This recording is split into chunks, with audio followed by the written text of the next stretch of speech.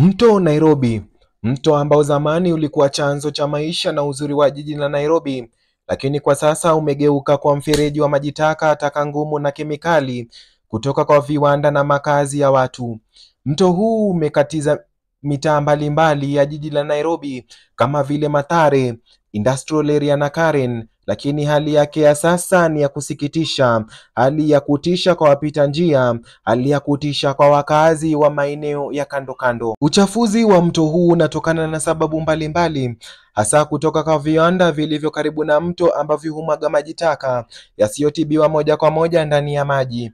Pia makazi yasiyo rasmi kama vile Mathare, Korogosho na Mukuru huunganishwa na mto huu kwa njia zisizo rasmi za maji taka, hali inayoongeza uchafu na kuharibu mazingira. Uchafu unaomwaga mtoni huathiri pakubwa mazingira ya mto na viumbe hai. Samaki wamepotea, mimea kando ya mto imekauka na udongo umejaa kemikali hatari. Harufu ya kuoza imekuwa kama kawaida kwa wakazi wa maeneo haya na ubora wa afya na hewa nao umepungua kwa kiasi kikubwa. Wakazi wanaoishi karibu na mto Nairobi wanakabiliwa na changamoto kubwa za kiafya.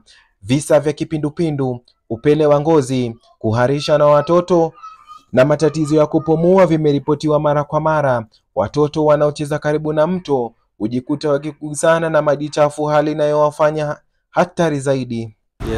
Ilikuwa safi lakini ilikuja kuchafuka kwa sababu ya takataka.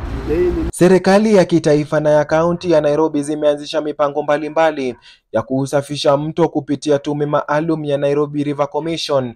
Hata hivyo, utekelezaji wake unakumbwa na changamoto kama ufadhili mdogo, ukosefu na usimamizi madhubuti na ushirikiano hafifu kutoka kwa jamii na sekta binafsi. Urejeshaji wa mto Nairobi hauwezi kufanikiwa bila mshikamano wa kitaifa na kijamii. Kuna haja ya kuweka sheria kali dhidi ya wanaochafua mto pamoja na kuhamasisha jamii kuhusu umuhimu wa mazingira safi. Mto huu ni urithi wa Nairobi na tunapaswa kuupigania na tunavyoupigania afya na uhai wetu. Langu jina ni Omondi Powell.